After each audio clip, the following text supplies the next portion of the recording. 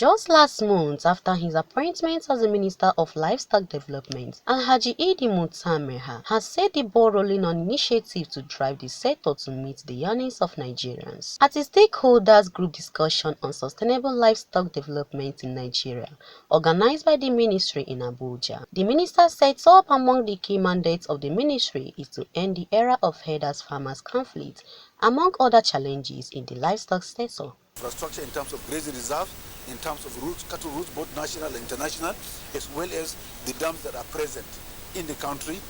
How are we going to use those dams in terms of regrowing, pasture for cattle watering, as well as hydro to support businesses who want to come into meat processing.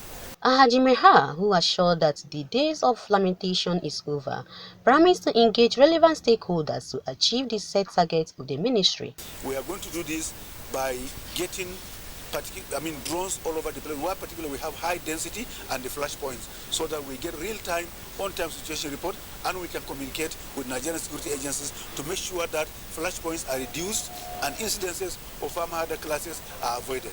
Some of the stakeholders in their remarks commended President Tinubu for the creation of the ministry, insisting that it helped to address the challenges in the livestock sector. Give them animals that are productive, health care for the animals, health care for the herders who have no accommodation.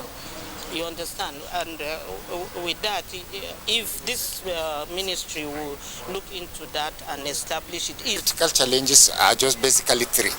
One is pasture, the livestock feeds. Number two is water.